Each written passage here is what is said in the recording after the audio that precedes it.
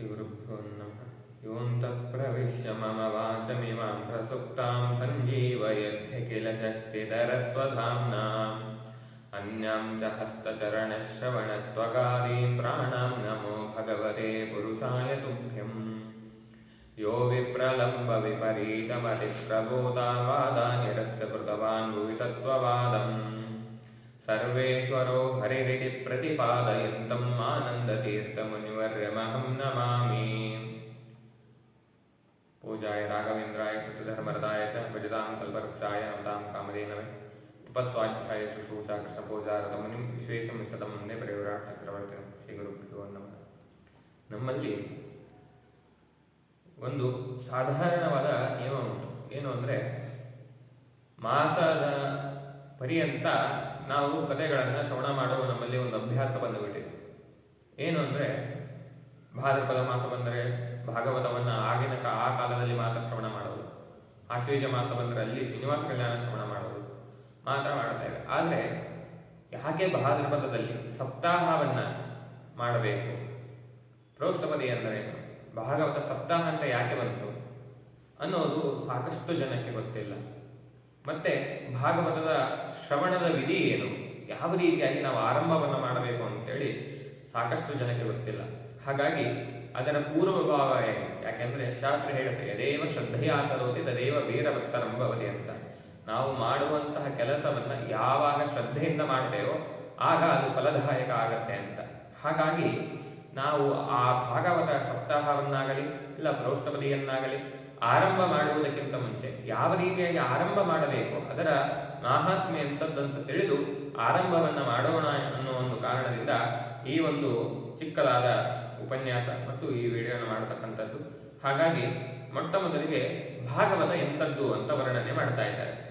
ಇಲ್ಲಿ ನಾರದರು ಹೇಳ್ತಾರೆ, ಭಾಗವತ ಆ ಸನಕಾದಿಗಳಲ್ಲಿ ಕೇಳ್ತಾ ಇರಬೇಕಾದ್ರೆ ಭಾಗವತದ ಮಹಾತ್ಮೆಯನ್ನು ಹೇಳಿ ಅಂತ ಹೇಳಿದಾಗ ಆ ಭಾಗವತದಲ್ಲಿ ಎಷ್ಟು ಅಧ್ಯಾಯಗಳಿವೆ, ಎಷ್ಟು ಸ್ಕಂದಗಳಿವೆ, ಎಷ್ಟು ಶ್ಲೋಕಗಳಿವೆ ಅಂತ ತಿಳಿಸ್ತಾರೆ. ಏನು ಅಂದರೆ, ಒಟ್ಟು 18,000 ಶ್ಲೋಕಗಳನ್ನು ಉಳ್ಳಂಥದ್ದು ಒಂದು ಭಾಗವತ. ಅದರಲ್ಲಿ 12 ಸ್ಕಂದಗಳಿವೆ. ಇದನ್ನ ವಿಶೇಷವಾಗಿ ನಮಗೆ ಭಾಗವತ ಅಂತ ಹೇಳಿದ್ರೆ ಯಾರು ನೆನಪು ಬರೋದು ಅಂದರೆ ಒಂದು ಪರೀಕ್ಷಿತ ರಾಜ ಮತ್ತು ಶುಕಮುನಿಗಳು. ಯಾಕೆಂದರೆ ವಿಶೇಷವಾಗಿ ಪರೀಕ್ಷಿತ ರಾಜನ 7 ದಿನ ಇನ್ನ ಸಾವಿನ 10 ಮರಣದ ಸಮಯದಲ್ಲಿದ್ದಾಗ ಶುಕಮುನಿಗಳು ಬಿಟ್ಟು ಬಿಡದಂತೆ ಆ 7 ದಿನಗಳ ಕಾಲದಲ್ಲಿ ಆ ಪರೀಕ್ಷಿತ ರಾಜನಿಗೆ ಉಪದೇಶವನ್ನ ಮಾಡಿರ್ತಕ್ಕಂಥದ್ದು. ಇಂತಹ ಭಾಗವತವನ್ನ ಯಾವನು ತಮ್ಮ ಮನೆಯಲ್ಲಿ ಹಿಡಿಸ್ತಾನೋ ಅವನ ಸಂಸಾರದ ದುಃಖ ಎಲ್ಲವೂ ಕೂಡ ಪರಿಹಾರ ಆಗತ್ತೆ ಅಂತ ಶಾಸ್ತ್ರ ಹೇಳ್ತಾ ಇದೆ.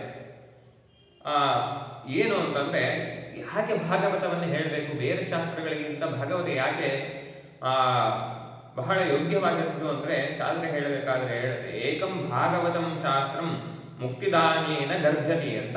ಅಂದ್ರೆ ಅನ್ಯ ಶಾಸ್ತ್ರಗಳಿಗಿಂತ ಅಂದ್ರೆ ಆ ದುಷ್ಟ ಶಾಸ್ತ್ರಗಳಿಗಿಂತ ತಮಸ್ಸಿಗೆ ಯೋಗ್ಯವಾದಂಥ ಶಾಸ್ತ್ರಗಳನ್ನ ಬಿಟ್ಟು ಭಾಗವತವನ್ನ ಯಾರು ಶ್ರವಣವನ್ನ ಮಾಡ್ತಾರೋ ಅವನು ಮುಕ್ತಿಯನ್ನು ಪಡಿತಾನೆ ಅಂತೇಳಿ ವಿಶೇಷವಾಗಿ ಭಾಗವತವು ಆ ಗರ್ಜನೆಯನ್ನ ಮಾಡಿಕೊಂಡು ಹೇಳ್ತಾ ಆಗಿದೆ ಅಂತ.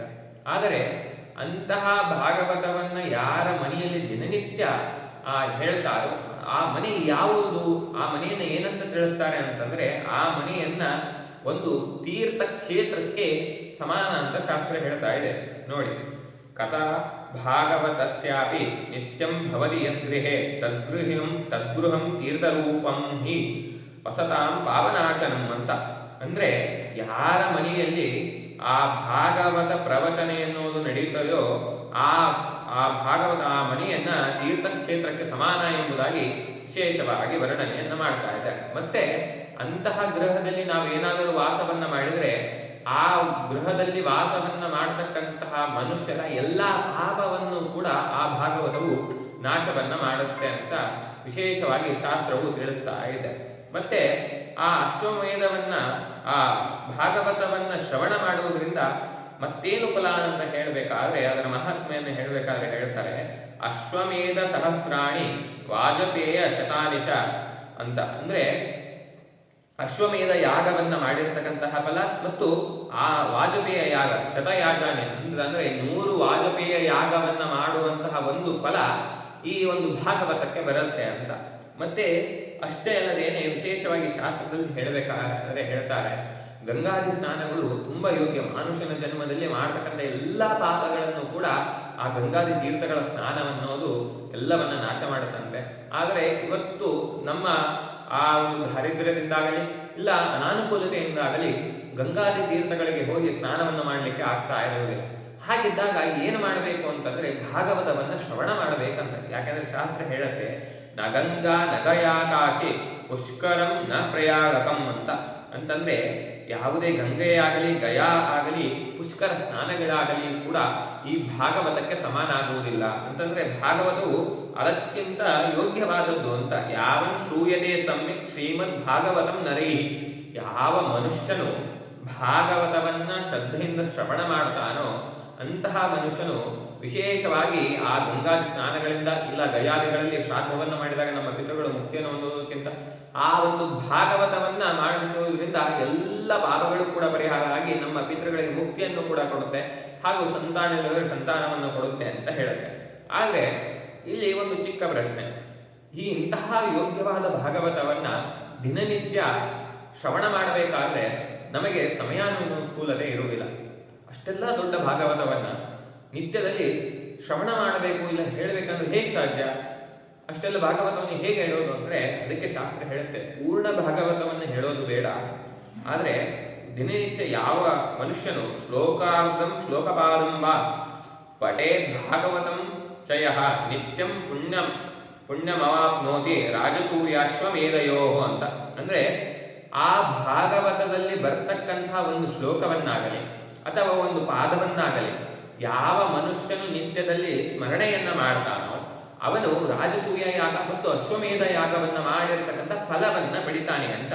ಅಂದ್ರೆ ನೋಡಿ, ಒಂದು ಶ್ಲೋಕ ಅಂದ್ರೆ ಸಾಧಾರಣವಾಗಿ ನಾವು ಇವಾಗ ಉದಾಹರಣೆಗೆ ಪೂಜ್ಯಾಯ ರಾಘವೇಂದ್ರಾಯ ಅಂತ ಹೇಳೋ ಶ್ಲೋಕವನ್ನೇ ತಗೊಳ್ಳೋಣ. ಒಂದು ಶ್ಲೋಕ ಅಂದ್ರೆ ಪೂಜಾಯ ರಾಘವೇಂದ್ರಾಯ ಸತ್ಯಧರ್ಮ ರಥಾಯ ಚ ಭಜತಾಂ ಕಲ್ಪವೃಕ್ಷಾಯ ನಮತಾಂ ಕಾಮಧೇನು, ಇದು ಒಂದು ಶ್ಲೋಕ. ಇಲ್ಲ ಶ್ಲೋಕಪಾದಂ ಅಂತಂದ್ರೆ ಆ ಅರ್ಧ ಆದ್ರೆ ಶ್ಲೋಕಪಾದ, ಇಲ್ಲ ಶ್ಲೋಕಾರ್ಧ ಅಂದ್ರೆ ಪೂಜಾಯ ರಾಘವೇಂದ್ರಾಯ ಸತ್ಯಧರ್ಮ ರಥಾಯ ಚ ಅನ್ನೋದು ಅರ್ಧ ಶ್ಲೋಕಾರ್ಧವಾಗುತ್ತೆ, ಇಲ್ಲ ಪೂಜಾಯ ರಾಘವೇಂದ್ರಾಯ ಅನ್ನೋ ಒಂದು ಪಾದವಾಗುತ್ತೆ.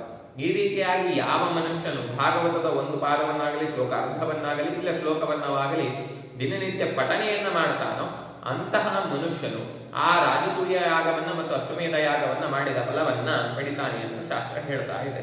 ಹಾಗೆ ಮಾಡದಿದ್ರೆ ಮಾನುಷನ ಜನ್ಮ ಬಂದೂ ಕೂಡ ನಾವು ಭಾಗವತವನ್ನ ಶ್ರವಣ ಮಾಡದಿದ್ರೆ ಅವನ ಜನ್ಮ ಎಂಥದ್ದು ಅಂದ್ರೆ ವ್ಯರ್ಥ ಜನ್ಮ ಅಂತ ಶಾಸ್ತ್ರ ಸೂಚನೆಯನ್ನ ಮಾಡ್ತಾ ಇದೆ.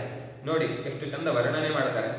ಆ ಜನ್ಮ ಮಾತ್ರಮಪಿ ಏನ ಶಟೇನ ಕಿಂಚಿತ್ ಚಿತ್ತಂ ವಿದಾಯ ಸುಖಶಾಸ್ತ್ರ ಕಥಾನ ಪೀತಾ ಚಂಡಾಲ ವಚ್ಚಕರವದ್ಬತತೇನ ನೀತಂ ಮಿಥ್ಯಾ ಸ್ವಜನ್ಮ ಜನನೀ ದುಃಖ ಭಾಜ. ಅಂದ್ರೆ ಅವನು ಆ ಯಾವ ಮನುಷ್ಯನು ಮನುಷ್ಯನ ಜನ್ಮ ಬಂದಾಗವನು ಕೂಡ ಆ ಜೀವಿಯು ಒಂದು ವೇಳೆ ಭಾಗವತ ಶ್ರವಣವನ್ನು ಮಾಡದಿದ್ರೆ ಅಂತಹ ಮನುಷ್ಯನ ಜನ್ಮ ವ್ಯರ್ಥ ಜನ್ಮ ಅಂತ. ಮತ್ತೆ ಅಷ್ಟಲ್ಲದೇನೆ ಆ ಮನುಷ್ಯನು ಮಾನುಷನ ಜನ್ಮದಲ್ಲಿ ನಾವೇನಾದರೂ ಭಾಗವತವನ್ನ ಶ್ರವಣ ಮಾಡದಿದ್ರೆ ಅವನು ದುಃಖಿ ಆಗ್ತಾನೆ, ಬಹಳ ದುಃಖವನ್ನ ಪಡ್ತಾನೆ ಅನ್ನೋದನ್ನ ಶಾಸ್ತ್ರ ವಿಶೇಷವಾಗಿ ಸೂಚನೆ ಮಾಡ್ತಾ ಇದೆ. ಆದರೆ ಮತ್ತೆ ನಮಗೆ ಅಲ್ಲಿ ಒಂದು ಚಿಕ್ಕ ಪ್ರಶ್ನೆ, ಭಾಗವತವನ್ನ ಶ್ರವಣ ಮಾಡಬೇಕು ದಿನನಿತ್ಯ ಯಾವ ದಿನ ಆರಂಭ ಮಾಡಬೇಕು, ಎಷ್ಟು ದಿನ ಮಾಡಬೇಕು ಅನ್ನೋದು ನಮಗೆ ಸಾಕಷ್ಟು ಜನಕ್ಕೆ. ಯಾಕೆಂದ್ರೆ ನಾವು ಒಂದು ಕೆಲಸವನ್ನು ಮಾಡಬೇಕಾದ್ರೆ ಯಾವತ್ತು ಮಾಡಬೇಕು, ಎಷ್ಟು ದಿನ ಮಾಡಬೇಕು ಅಂತ ಹೇಳ್ತಾ ಇರ್ತಾರೆ. ಈ ಫಲವನ್ನು ಪಡೆಯಬೇಕಾದ್ರೆ ಇಷ್ಟೇ ದಿನ, ಸಪ್ತಾಹ ದಿನ 7 ದಿನಗಳ ಕಾಲ ಮಾತ್ರ ಮಾಡಬೇಕಾ ಅಥವಾ 15 ದಿನಗಳ ಕಾಲ ಮಾಡಬೇಕಾ, ಎಷ್ಟು ದಿನ ಮಾಡಬೇಕು ಅಂತಂದ್ರೆ ಅದಕ್ಕೆ ಶಾಸ್ತ್ರ ಹೇಳುತ್ತೆ, ದಿನಾನ ನಿಯಮೋ ನಾಸ್ತಿ ಸರ್ವದಾ ಶ್ರವಣಂ ಮತಂ. ಯಾವ ಕಾಲದಲ್ಲಿಯೂ ಕೂಡ ಮಾಡಬೇಕು, 7 ದಿನ 15 ದಿನ ಅಂತಲ್ಲ, ನಿತ್ಯದಲ್ಲಿಯೂ ಭಾಗವತವನ್ನು ಶ್ರವಣ ಮಾಡಬೇಕು. ಆಗ ವಿಶೇಷ ಫಲವನ್ನ ಆ ಮನುಷ್ಯನು ಪಡಿತಾನೆ ಅಂತ ಶ್ರೋತೃಗಳು ಪಡಿತಾರೆ ಎಂಬುದಾಗಿ ವಿಶೇಷವಾಗಿ ಭಾಗವತವು ಹೇಳ್ತಾ ಇದೆ. ಹಾಗಿದ್ದಾಗ ಈ ಸಪ್ತಾಹ ಅನ್ನೋದು ಯಾಕೆ ಬಂತು, ಇದನ್ನು ಹಿರಿಯರು ಯಾಕೆ ಮಾಡಿದ್ರು ಅಂತ ಅದಕ್ಕೆ ಶಾಸ್ತ್ರ ಅದಕ್ಕೆ ನಿರ್ಣಯನ್ನ ಕೊಡುತ್ತೆ. ಯಾಕೆ ಈ ಸಪ್ತಾಹ ಅನ್ನೋದು ಬಂತು, ಇದನ್ನ ಯಾಕೆ ಹಿರಿಯರು ಮಾಡಿದ್ರು ಅಂತಂದ್ರೆ, ಮನೋವೃತ್ತಿ ಜಯಶ್ಚೈವ ನಿಯಮಾಚರಣಂ ತಥಾ ದೀಕ್ಷಾ ಕರ್ತುಮಶಕ್ಯತ್ವ ಸಪ್ತಾಹ ಶ್ರವಣಂ ಮತಂ ಅಂತಂದ್ರೆ ನಾವೆಲ್ಲ ಇವತ್ತು ಮಾನುಷನ ಜನ್ಮದಲ್ಲಿ ಬಿದ್ದು ಈ ನಿತ್ಯದ ಕರ್ತವ್ಯಗಳನ್ನ ಮಾಡಲಿಕ್ಕೆ ಸಮಯವಿಲ್ಲದೇನೆ ಯಾವ ಕೆಲಸವನ್ನು ಮಾಡೋದು ಬಿಡ್ತಾ ಇದ್ದೇವೆ. ಹಾಗಾಗಿ ಕನಿಷ್ಠ ಭಾಗವತವನ್ನ 7 ದಿನ ಆದರೂ ಕೇಳಲಿ ಅನ್ನೋ ಒಂದು ಕಾರಣಕ್ಕೆ ಭಾಗವತವನ್ನ ಮಾಡಿದ್ವಿ. ಇಲ್ಲಾಂದ್ರೆ ಆ ಭಾಗವತವನ್ನ ನಾವು ಶ್ರವಣ ಮಾಡೋದೇ ಬಿಡ್ತೀವಿ ಅನ್ನೋದಕ್ಕೋಸ್ಕರ ವಿಶೇಷವಾಗಿ ಅದನ್ನು ಮಾಡಿದ್ದಾರೆ. ಅದನ್ನು ವರ್ಣನೆ ಮಾಡ್ತಾರೆ ಚಂದಾಗಿ. ಏನು ಅಂತಂದ್ರೆ ಮನಸಶ್ಚಾಜಯಾತ್ ರೋಗಾತ್ ಪುಂಸಾಂ ಚೈವ ವಿಷಕ್ಷಯಾತ್ ಕುಲೇರ್ ದೋಷ ಬಹುತಾಶ್ಚ ಸಪ್ತಾಹ ಶ್ರವಣಂ ಮತಂ ಅಂತಂದ್ರೆ ಕಲೇರ್ ದೋಷ ಅಂದ್ರೆ ನಾವು ಕಲಿಯ ದೋಷದಿಂದ ಏನ್ ಮಾಡ್ತಾ ಇದ್ದೀವಿ ಅಂದ್ರೆ ಈ ಮಾನುಷ ಜನ್ಮದಲ್ಲಿ ಮಾಡ್ತಕ್ಕಂಥ ನಿತ್ಯ ಕರ್ಮಗಳನ್ನೇ ಬಿಟ್ಟು ಹೋಗ್ತಾ ಇದ್ದೇವೆ. ಹಾಗಿದ್ದಾಗ ಭಾಗವತವನ್ನು ಕೂಡ ಬಿಡಬಾರದು, ಕನಿಷ್ಠ 7 ದಿನಗಳ ಕಾಲವಾದ ಮಾಡಲಿ ಅಂತ ಸಪ್ತಾಹವನ್ನ ಮಾಡಿಸಿ. ಉದಾಹರಣೆಗೆ ನೋಡಿ, ನಿತ್ಯದಲ್ಲಿ ಮಾಡತಕ್ಕಂತಹ ನಿತ್ಯ ನಮ್ಮ ಸಂಧ್ಯಾ ವಂದನೆ, ದೇವತಾ ಪೂಜೆ, ಅರ್ಚನೆ ಇವನ್ನೇ ನಿತ್ಯ ಕರ್ಮವಾಗಿದ್ರೂ ಕೂಡ ಇದನ್ನೂ ಕೂಡ ನಾವು ಆಚರಣೆ ಮಾಡುವುದಿಲ್ಲ. ಹಾಗಾಗಿ ವಿಶೇಷವಾಗಿ ಭಾಗವತವನ್ನು 7 ದಿನವಾದರೂ ಮಾಡಲಿ ಅಂತ ವಿಶೇಷವಾಗಿ ಹಿರಿಯರು ಮಾಡಿದ್ರು. ಅದರಿಂದ ಏನು ಫಲ ಅಂತ ಹೇಳಿದಾಗ ಹೇಳ್ತಾರೆ, ಯತ್ ಫಲಂ ನಾಸ್ತಿ ತಪಸ ನಯೋಗೇನ ಸಮಾಧಿನ ಅನಾಯಾಸೇನ ತತ್ಸರ್ವಂ ಸಪ್ತಾಹ ಶ್ರವಣೇ ಲಭೇತ್ ಅಂತ. ಯತ್ ಫಲಂ ನಾಸ್ತಿ ತಪಸ, ತಪಸ್ಸನ್ನ ಮಾಡುವುದರಿಂದ ಏನು ಫಲ ಸಿಗುತ್ತೋ ಮತ್ತೆ ಯಾಗಾದಿಗಳಿಂದ ಮಾಡುವಂತಹ ಫಲ ಏನು ಸಿಗುತ್ತೋ ಆ ಎಲ್ಲಾ ಫಲವು ಒಂದು ಆ ಭಾಗವತದ ಸಪ್ತಾಹ ಶ್ರವಣದಿಂದ ಮನುಷ್ಯನಿಗೆ ಬರುತ್ತೆ ಅಂತ ಹೇಳ್ತಾ ಇದ್ದಾರೆ.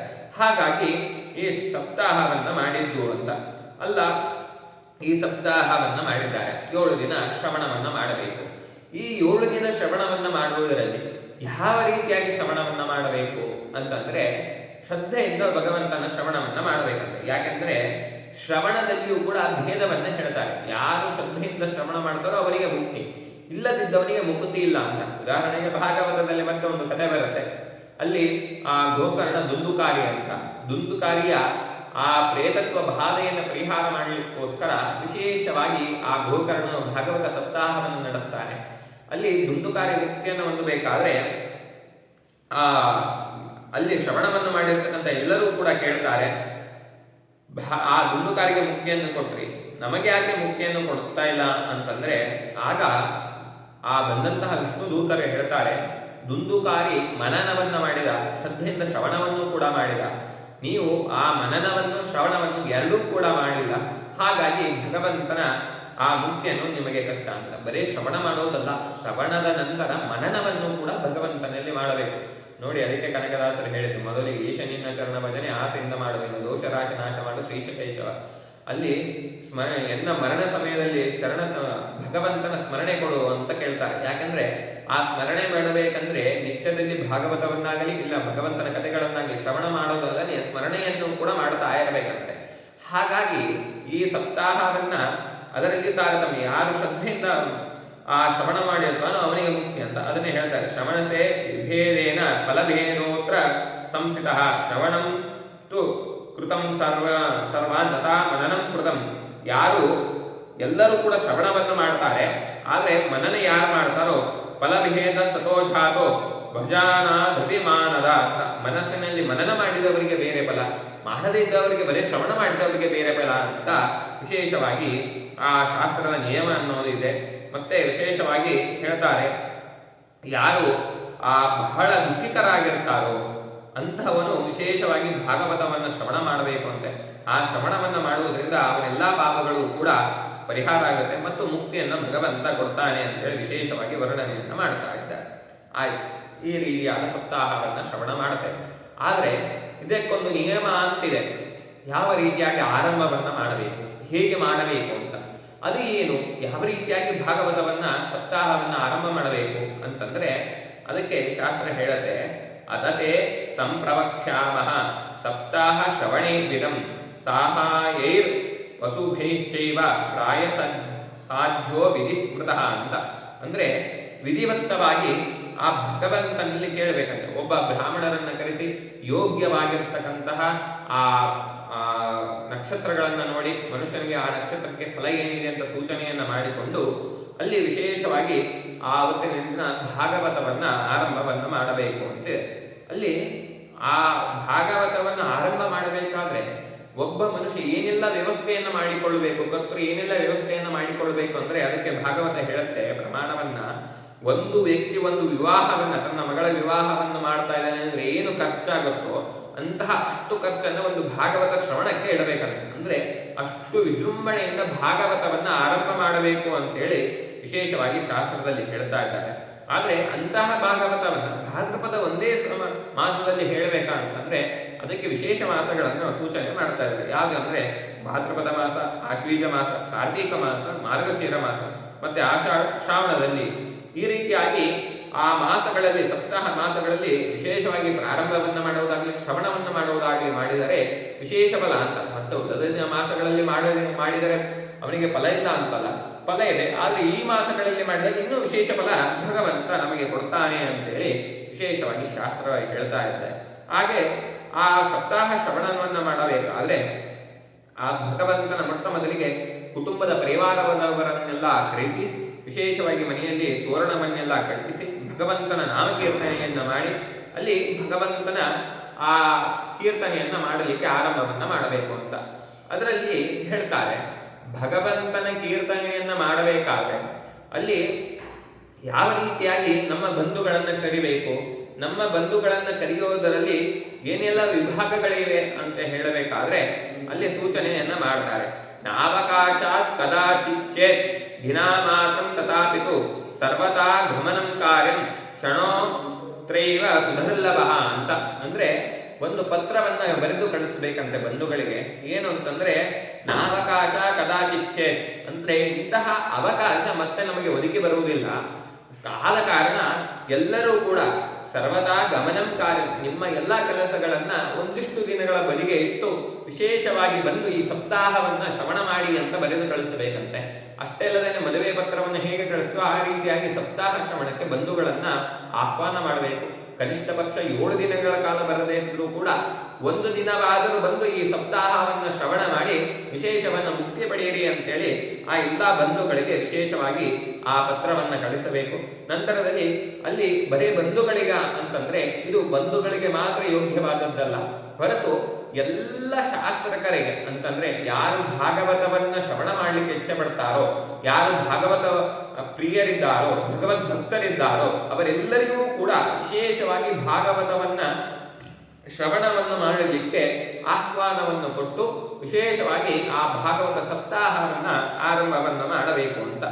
ಆರಂಭವನ್ನ ಮಾಡಬೇಕಾದ್ರೆ ಬರ್ತಕ್ಕಂತಹ ಹೇಳ್ತಕ್ಕಂತಹ ಆ ಆಚಾರ್ಯರು ಯಾವ ರೀತಿಯಾಗಿ ಇರಬೇಕು ಅಂತೇಳಿ ಶಾಸ್ತ್ರ ಅದನ್ನು ಕೂಡ ಹೇಳ್ತಾ ಇದೆ. ಏನಂದ್ರೆ ವೇದಶಾಸ್ತ್ರಾರ್ಥ ತತ್ವಜ್ಞೋ ವೈಷ್ಣವೋ ಬ್ರಾಹ್ಮಣೋತ್ತಮ ಅಂತ. ಅಂದ್ರೆ ವೈಷ್ಣವರಲ್ಲಿ ಬ್ರಾಹ್ಮಣನಲ್ಲಿ ವಿಶೇಷವಾಗಿ ಬ್ರಾಹ್ಮಣೋತ್ತಮನಾಗಿರಬೇಕು. ವೇದ ಶಾಸ್ತ್ರಗಳನ್ನೆಲ್ಲ ವಿಶೇಷವಾಗಿ ತಿಳಿದ ರೀತಿಯಲ್ಲಿ ವಿಶೇಷ ಜ್ಞಾನವನ್ನ ಹೊಂದಿರಬೇಕು. ಮತ್ತೆ ದೃಷ್ಟಾಂತ ಕುಶಲೋ ಧೀರೋ ಅಂತ. ಅಂದ್ರೆ ಅವನು ಒಂದು ವಿಷಯಗಳನ್ನ ಹೇಳಬೇಕಾದ್ರೆ ಆ ವಿಷಯವನ್ನ ಈಗಿನ ಕಾಲದಲ್ಲಿ ಇರ್ತಕ್ಕಂತಹ ಮನುಷ್ಯರಿಗೆ ಯೋಗ್ಯವಾದಂತಹ ದೃಷ್ಟಾಂತವನ್ನ ಕೊಟ್ಟು ವರ್ಣನೆ ಮಾಡಲಿಕ್ಕೆ ಶಕ್ಯನಾಗಿರ್ಬೇಕಂತ. ಯಾಕೆಂದ್ರೆ ನಾವು ಬರೆಯ ಭಾಗವತವನ್ನ ಹೇಳೋದ್ರಿಂದ ಮನುಷ್ಯನ ಮಾನವನ ಜೀವನಕ್ಕೆ ನೇರವಾಗಿ ಮನಸ್ಸಿಗೆ ಹೋಗುವುದಿಲ್ಲ. ಹಾಗಾಗಿ ಆ ಕಾರಣದಿಂದ ಯಾರು ದೃಷ್ಟಾಂತವನ್ನ ಕೊಟ್ಟು ವಿಶೇಷ ದೃಷ್ಟಾಂತಗಳನ್ನ ಕೊಟ್ಟು ಆ ಭಾಗವತವನ್ನ ಹೇಳ್ತಾನೋ ಅಂತಹ ಪುರೋಹಿತವನ್ನ ಕರೆದು ವಿಶೇಷವಾಗಿ ಭಾಗವತವನ್ನ ಶ್ರವಣವನ್ನ ಮಾಡಬೇಕು ಅಂತ. ಆ ಶ್ರವಣವನ್ನ ಮಾಡುವ ದಿನ ಪ್ರಾತಃ ಕಾಲದಲ್ಲಿ ಏನೆಲ್ಲ ಮಾಡಬೇಕು ಅಂತಂದ್ರೆ ಆರಂಭಿಸುವುದಕ್ಕಿಂತ ಮುಂಚೆ ಆ ಕ್ಷೌರ ಕರ್ಮಾದಿಗಳನ್ನೆಲ್ಲ ಮಾಡಿರಬೇಕು. ಕರ್ತೃ ಹಿಂದಿನ ದಿನವಾಗಲಿ ಅಥವಾ ಆ ದಿನದ ಪ್ರಾತಃ ಕಾಲದಲ್ಲಿ ಚೋಲ ಕರ್ಮಾದಿಗಳನ್ನ ಅಂದ್ರೆ ಚೌರವನ್ನೆಲ್ಲ ಮಾಡಿಸಿಕೊಂಡು ನಂತರದಲ್ಲಿ ಆ ಕ್ಷೌರ ಆದ ನಂತರ ವಿಶೇಷವಾಗಿ ಸಪ್ತಾಹದ ಮೊದಲನೇ ದಿನ ಯಜಮಾನನು ಅರುಣೋದಯ ಕಾಲದಲ್ಲಿ ಎದ್ದು ಸ್ನಾನ ಸಂಧ್ಯಾ ವಂದನೆಯಾದಿಗಳನ್ನೆಲ್ಲ ಮುಗಿಸಿಕೊಂಡು ಪುಣ್ಯಾಹಾದಿ ಪಂಚಗವ್ಯಗಳನ್ನೆಲ್ಲ ಮಾಡಬೇಕಂತೆ. ಯಾಕೆಂದ್ರೆ ವಿಶೇಷವಾಗಿ ಇಂದಿನ ದಿನದಿಂದ ಆರಂಭವನ್ನ ಮಾಡ್ತಾ ಇದ್ದೇನೆ ಅಂತ ಹೇಳಿ ಪುಣ್ಯ ಪ್ರವಚನ ಪಂಚಗವ್ಯಾದಿಗಳನ್ನೆಲ್ಲ ಮಾಡಿ ವಿಶೇಷವಾಗಿ ಮಾತೃಕಾ ಪೂಜೆಯನ್ನು ಕೂಡ ಮಾಡಿ ಅಲ್ಲಿ ಆ ವಿಶೇಷವಾಗಿ ಅಷ್ಟದಾನಾದಿಗಳನ್ನೆಲ್ಲ ಕೊಟ್ಟು ವಿಶೇಷ ದಾನಾದಿ ಕರ್ಮಗಳನ್ನೆಲ್ಲ ಮಾಡಿ ಇನ್ನೂ ಅನುಕೂಲತೆ ಅವನಿಗೆ ಇದೆ ಅಂತಂದ್ರೆ ಅಥವಾ ಚಕ್ರಾಬ್ಜ ಮಂಡಲವನ್ನಾಗಲಿ ಸರ್ವತೋಭದ್ರ ಮಂಡಲವನ್ನಾಗಲಿ ಮಾಡಿ ಮಂಡಲವನ್ನು ಸ್ಥಾಪನೆ ಮಾಡಿ ಅಲ್ಲಿ ಮಂಡಲದಲ್ಲಿ ವಿಶೇಷ ದೇವತಾರಾಧನೆಯನ್ನ ಮಾಡಿ ಭಾಗವತವನ್ನ ಆರಂಭವನ್ನ ಮಾಡಬೇಕು ಅಂತ ಇರೋದು. ಅಲ್ಲಿ ಆ ಭಾಗವತವನ್ನ ಆರಂಭವನ್ನ ಮಾಡಬೇಕಾದ್ರೆ ಯಾವ ರೀತಿಯಾಗಿ ಮಾಡಬೇಕು ಅಂತಂದ್ರೆ ಆ ಸಂಕಲ್ಪವನ್ನ ಹೇಳ್ತಾರೆ. ಸಂಸಾರ ಸಾಗರೇ ಮಗ್ನಂ ಧೀನಾಂ ಮಾಂ ಕರುಣಾನಿದೆ ಕರ್ಮಮೋಹ ಗೃಹೀತಾಂಗಂ ಮಾಮುದ್ಧಾರ ಭವಾರ್ಣವಾತ್ ಅಂತ ಭಗವಂತನಲ್ಲಿ ಪ್ರಾರ್ಥನೆಯನ್ನ ಮಾಡಿಕೊಳ್ಬೇಕಂತೆ. ಈ ಸಂಸಾರ ಸಾಗರದಲ್ಲಿ ಬಿದ್ದು ಬೆಳೀತಾ ಇದ್ದೇನೆ, ಹಾಗಾಗಿ ಈಗ ನನ್ನ ಕರ್ಮದಿಂದ ಈಗ ಸಂಸಾರ ಸಾಗರವನ್ನು ಬಿಟ್ಟು ನನಗೆ ಮುಕ್ತಿಯನ್ನು ಕೊಡು ಅಂತೇಳಿ ಭಗವಂತನಲ್ಲಿ ವಿಶೇಷವಾಗಿ ಸ್ಮರಣೆಯನ್ನು ಆ ರೀತಿಯಾಗಿ ಸಂಕಲ್ಪವನ್ನ ಮಾಡಿಕೊಂಡು ಆರಂಭವನ್ನ ಮಾಡಬೇಕು. ಆರಂಭವನ್ನ ಮಾಡಬೇಕಾದ್ರೆ ಭಾಗವತವು ಎಂಥದ್ದು ಅಂತ ಸ್ಮರಣೆ ಇರಬೇಕಂದ್ರೆ ಶ್ರೀಮದ್ ಭಾಗವತ ಕ್ಯಾಸ್ತ್ವಂ ಪ್ರತ್ಯಕ್ಷ ಕೃಷ್ಣ ಏವಹಿ ಅಂದ್ರೆ ಭಾಗವತ ಅಂತಂದ್ರೆ ಕೃಷ್ಣನೇ ಬಂದು ನಮ್ಮ ಮನೆಯಲ್ಲಿ ನಿಂತು ಆ ಭಾಗವತವು ನಡೀತಾ ಇದೆ ಅಂತೇಳಿ ಶ್ರದ್ಧೆಯಿಂದ ಸ್ಮರಣೆಯನ್ನ ಮಾಡಿಕೊಳ್ಬೇಕಂತೆ. ಹಾಗಾಗಿ ತತ್ಕಾರಣದಿಂದ ವಿಶೇಷವಾಗಿ ಭಗವಂತನನ್ನ ಸ್ಮರಣೆ ಮಾಡಿಕೊಳ್ಳಬಹುದು. ಇವತ್ತು ಭಾಗವತ ನಡೀತಾ ಇದೆ ಅಂದ್ರೆ ಭಗವಂತನೇ ನಮ್ಮ ಮನೆಯಲ್ಲಿ ಬಂದು ನೆಲೆಸಿದ್ದಾನೆ ಕೃಷ್ಣ ಪರಮಾತ್ಮ ಅಂತೇಳಿ ಶ್ರದ್ಧೆಯಿಂದ ಸ್ಮರಣೆಯನ್ನ ಮಾಡಬೇಕು. ಮಾಡಿಕೊಂಡು ಆರಂಭವನ್ನ ಮಾಡಬೇಕು. ಮಾಡಬೇಕಾದ್ರೆ ಹೇಳತಕ್ಕಂತಹ ಪುರೋಹಿತನನ್ನ ಯಾವ ರೀತಿಯಾಗಿ ಸ್ಮರಣೆಯನ್ನ ಮಾಡಬೇಕು ಅಂತ, ಒಂದು ವೇಳೆ ಅವನು ಆಪ್ತನಾಗಿದ್ದರೆ ಇಲ್ವಾ ನಮ್ಮ ಸಹೋದರ ಯಾರಾದರೂ ಆಗಿದ್ದಾರೆ, ಅಲ್ಲಿ ಸಹೋದರ ಭಾವನೆಯಿಂದಾಗಲಿ ಆಪ್ತನ ಭಾವನೆಯಿಂದಾಗಲಿ ನೋಡಬಾರ್ದಂತೆ. ಮತ್ತೆ ಯಾವ ರೀತಿಯಾಗಿ ಸ್ಮರಣೆಯನ್ನ ಮಾಡಬೇಕು, ಭಾಗವತವನ್ನ ಹೇಳತಕ್ಕಂತಹ ಆಚಾರ್ಯರನ್ನಂದ್ರೆ ಶಾಸ್ತ್ರ ಅದನ್ನು ಕೂಡ ವಿಶೇಷವಾಗಿ ವರ್ಣನೆ ಮಾಡುತ್ತೆ. ಶುಕರೂಪೋ ದ್ವಿಜಶ್ರೇಷ್ಠ ಸರ್ವಶಾಸ್ತ್ರ ವಿಶಾರದ ಶ್ರೀಮದ್ ಭಾಗವತ ವ್ಯಾಖ್ಯಾನಾತ್ ಅಜ್ಞಾನಂ ಮೇ ವಿನಾಶಯ ಅಂತಂದ್ರೆ ಶಾಸ್ತ್ರ ವರ್ಣನೆ ಮಾಡುತ್ತೆ. ಶುಕರೂಪೋ ದ್ವಿಜಶ್ರೇಷ್ಠ ಅಂದ್ರೆ ಶುಕರೂಪಿ ಶುಕಮುನಿಗಳೇ ಬಂದು ಇಲ್ಲಿ ಶಾಸ್ತ್ರವನ್ನು ಹೇಳ್ತಾ ಇದ್ದಾರೆ ಅಂತೇಳಿ ವಿಶೇಷವಾಗಿ ಅವರನ್ನ ಸ್ಮರಣೆ ಮಾಡಬೇಕು. ಮತ್ತು ಅಂತಹ ಬಂದಂತಹ ಬ್ರಾಹ್ಮಣ ಎಲ್ಲಾ ಶಾಸ್ತ್ರಗಳನ್ನು ತಿಳಿದಿದ್ದಾನೆ ಅಂತೇಳಿ ಸ್ಮರಣೆಯನ್ನ ಮಾಡಿ ಅಂತಹ ಬ್ರಾಹ್ಮಣನು ನೀನು ನನಗೆ ವಿಶೇಷವಾಗಿ ಭಾಗವತವನ್ನ ಹೇಳಿಬಿಟ್ಟು ನನ್ನ ಎಲ್ಲಾ ಭಾವಗಳನ್ನು ನನ್ನಲ್ಲಿ ಇರತಕ್ಕಂಥ ಅಜ್ಞಾನವನ್ನ ನಾಶ ಮಾಡುವಂತ ವಿಶೇಷವಾಗಿ ಆ ಬಂದಂತಹ ಬ್ರಾಹ್ಮಣನಲ್ಲಿ ಸ್ಮರಣೆಯನ್ನ ಮಾಡಿಕೊಂಡು ವಿಶೇಷವಾಗಿ ಪುಸ್ತಕಾದಿಗಳನ್ನ ದಾನ ಮಾಡುವುದುಂಟು. ಕೆಲವೊಬ್ಬರು ಮಾಡಬೇಕು. ಮಾಡುವುದಾಗ ಯಾವ ರೀತಿಯಾದ ಪುಸ್ತಕವನ್ನ ದಾನ ಮಾಡಬೇಕಂದ್ರೆ ಪ್ರವಚನಕ್ಕೆ ಮಾಡತಕ್ಕಂತಹ ಪ್ರವಚನಕ್ಕೆ ಯೋಗ್ಯವಾಗಿರ್ತಕ್ಕಂಥ ಪುಸ್ತಕವನ್ನ ದಾನ ಮಾಡಬೇಕು. ಮಾಡಲಿಕ್ಕೆ ಮಾಡಬೇಕು ಅಂತೇಳಿ ಯಾವುದೋ ಒಂದು ಪುಸ್ತಕವನ್ನು ತಂದುಕೊಟ್ಟು ನಾನು ಭಾಗವತ ಪುಸ್ತಕವನ್ನ ದಾನ ಮಾಡಿದೆ ಅಂತಲ್ಲ. ಹೇಳ್ತಕ್ಕಂಥ ಉಪನ್ಯಾಸಕರಿಗೂ ಅದು ಪ್ರಯೋಜನಕವಾಗಿರಬೇಕು. ನೀವು ಕೊಡ್ತಕ್ಕಂಥ ವ್ಯಕ್ತಿಯು ಅದನ್ನು ಸ್ವೀಕಾರ ಮಾಡಿ ಆನಂದಕವಾಗಿರಬೇಕು. ಆ ರೀತಿಯಾಗಿರಬೇಕು. ಈಗಿನ ಕಾಲದಲ್ಲಿ ನಿಮಗೆ ಕಷ್ಟ ಇದೆ ಅಂದ್ರೆ ಒಂದು ಈ ವರ್ಷ ಬೇಡ, ಮುಂದಿನ ವರ್ಷ 1-2 ವರ್ಷಗಳ ಕಾಲ ನೀವು ಹಣವನ್ನು ಒಂದು ಕಡೆ ಕೂಡಿ ಇಟ್ಟುಕೊಂಡು ನಂತರದಲ್ಲಿ ಅವನಿಗೆ ದಾನವನ್ನು ಆ ಪುಸ್ತಕವನ್ನು ದಾನ ಕೊಟ್ಟರೆ ಅದರಿಂದ ಅದರ ಫಲ ಇದೆ, ವಿಶೇಷ ಫಲ. ಹಾಗಾಗಿ ಆ ರೀತಿಯಾದ ಪ್ರವಚನವನ್ನ ಆರಂಭ ಮಾಡಬೇಕಾದ್ರೆ ಆ ಬ್ರಾಹ್ಮಣನ ಸ್ಮರಣೆ ಮಾಡಬೇಕು. ಆ ಬ್ರಾಹ್ಮಣ ಸ್ಮರಣೆ ಮಾಡಿ ಮತ್ತೆ ಒಂದು 5 ಜನ ಬ್ರಾಹ್ಮಣರನ್ನ ಕರೆಸಿ ವಿಶೇಷವಾಗಿ ಅವರಿಗೆಲ್ಲ ದಾನಾದಿ ಕರ್ಮಗಳನ್ನೆಲ್ಲ ಕೊಟ್ಟು ಅವರಲ್ಲಿ ನಾನು ಭಾಗವತವನ್ನ ಶ್ರವಣವನ್ನ ಮಾಡ್ತಾ ಇದ್ದೇನೆ ಅಂತೇಳಿ ಅವರಲ್ಲಿ ಅಪ್ಪಣೆಯನ್ನ ಪಡೆದುಕೊಳ್ಬೇಕಂತೆ. ಪಡೆದುಕೊಂಡು ಮತ್ತೆ ಆ ಬ್ರಾಹ್ಮಣನನ್ನ ಬಿಟ್ಟು ಇನ್ನೊಬ್ಬ ಬ್ರಾಹ್ಮಣನನ್ನ ಅಲ್ಲಿ ನೇಮಿಸಿಕೊಳ್ಬೇಕಂತೆ. ಯಾಕಂದ್ರೆ ಒಂದು ವೇಳೆ ಎಂತಹ ಸರ್ವಜ್ಞನಾದರೂ ಒಂದು ಕ್ಷಣ ಕಾಲದಲ್ಲಿ ಏನಾದರೂ ಒಂದು ಸಂಶಯದಿಂದ ಅವನಿಗೆ ಆ ಕಲಿಯ ಆವೇಶದಿಂದಾಗಲಿ ಅಥವಾ ಯಾವುದೋ ಒಂದು ಆತಂಕದಿಂದಾಗಲಿ ಒಂದು ವಿಷಯದಲ್ಲಿ ವಿಸ್ಮರಣೆ ಆಗುವುದಾಗುತ್ತೆ. ಅಂತಹ ಸಂಶಯ ಏನಾದರೂ ಬಂದ್ರೆ ಅಂತಹ ಸಮಯದಲ್ಲಿ ಅಲ್ಲಿ ಕೂತಂತಹ ಒಬ್ಬ ಬ್ರಾಹ್ಮಣನು ಅವನಿಗೆ ಸೂಚನೆಯನ್ನ ಮಾಡಬೇಕಂತೆ. ಅವನು ಅಲ್ಲಿ ಸೂಚನೆಯ ನೇಮಕನಾಗಿ ನೇಮಿಸುವಂತಹ ಆಚಾರ್ಯರು ಕೂಡ ಸರ್ವಶಾಸ್ತ್ರಗಳ ವಿಶಾರದನಾಗಿರಬೇಕು. ಅವನು ಕೂಡ ಎಲ್ಲ ಭಾಗವತವನ್ನು ತಿಳಿದಂತಹ ಒಬ್ಬ ಬ್ರಾಹ್ಮಣನನ್ನು ಕೂಡ ನೇಮಕಾತಿ ಮಾಡಬೇಕಂತೆ. ಮಾಡಿಬಿಟ್ಟು ಭಾಗವತವನ್ನು ಶ್ರವಣ ಮಾಡುವುದಕ್ಕಿಂತ ಮುಂಚೆ ಒಂದು ಪ್ರತಿಜ್ಞೆಯನ್ನ ಮಾಡಬೇಕು ಅಂತಂದ್ರೆ ಯಾವ ರೀತಿಯಾಗಿ ಸಪ್ತಾಹವನ್ನ ಶ್ರವಣವನ್ನು ಮಾಡ್ತೇನೆ ಅಂತ. ಯಾಕೆಂದ್ರೆ ಭಾಗವತವನ್ನ ಪರೀಕ್ಷಿತ ರಾಜ ಸಪ್ತಾಹ 7 ದಿನವೂ ಕೂಡ ಉಪವಾಸವನ್ನು ಮಾಡಿ ಆ ಭಾಗವತವನ್ನ ಶ್ರವಣ ಮಾಡಿದ. ಹಾಗೆ ನಾವು 7 ದಿನಗಳ ಕಾಲ ಉಪವಾಸವನ್ನ ಮಾಡಬೇಕಾ ಅಂತ ಹೇಳಿದ್ರೆ ಮಾಡೋದು ಬೇಕಾಗಿಲ್ಲ. ಯಾಕಂದ್ರೆ ಒಂದು ವೇಳೆ ನೀವು ಮಾಡೋದಾದ್ರೆ ಸಪ್ತಾಹ ಶ್ರವಣ ಮಾಡಬೇಕಾದ್ರೆ 7 ದಿನ ಉಪವಾಸವನ್ನು ಮಾಡಲೇಬೇಕು. ಆದ್ರೆ 7 ದಿನ ಉಪವಾಸವನ್ನು ಮಾಡಬೇಕು ಅನ್ನೋ ಕಾರಣಕ್ಕೋಸ್ಕರ ಭಾಗವತವನ್ನು ಕೇಳೋದೇ ಬೇಡ ಅಂತೇಳಿ ಬಿಡೋದು ತಪ್ಪು. ಯಾಕೆಂದ್ರೆ ಶಾಸ್ತ್ರ ಹೇಳುತ್ತೆ ಭೋಜನಂತು ವರಂ ಮನ್ಯೆ ಕಥಾ ಶ್ರವಣಕಾರಕಂ ನೋಪವಾಸೋ ವರ ಪ್ರೋಕ್ತೋ ಕಥಾ ವಿಘ್ನ ಕರೋಯನಿ ಅಂತ.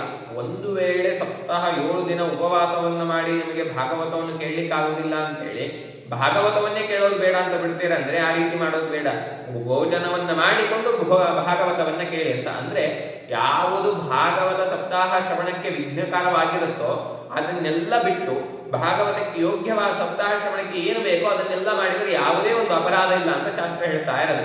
ಒಂದು ವೇಳೆ ನಿಮಗೆ ರಾತ್ರಿ ತನಕ ಉಪವಾಸ ಇರ್ಲಿಕ್ಕೆ ಆಗ್ತಾ ಇದೆ ಅಂದ್ರೆ ದಿನನಿತ್ಯ ಆ ಭಾಗವತವನ್ನ ಶ್ರವಣ ಮಾಡಿ ನಾನು ಒಂದು ದಿನದ ಭೋಜನವನ್ನ ಅಂದ್ರೆ ಏಕ ಭೋಜನ, ಒಂದು ದಿನಕ್ಕೆ ಒಂದೇ ಸತಿ ಭೋಜನ, ಬೆಳಗ್ಗೆ ಪ್ರಾತಃ ಕಾಲದಲ್ಲಿ ಉಪಹಾರಾದಿಗಳನ್ನೆಲ್ಲ ಮಾಡಿ ರಾತ್ರಿ ಆ ಭಗವಂತನ ಭಾಗವತವನ್ನು ಶ್ರವಣ ಮಾಡಿ ಭೋಜನವನ್ನು ಮಾಡೋದು ಅಂತ.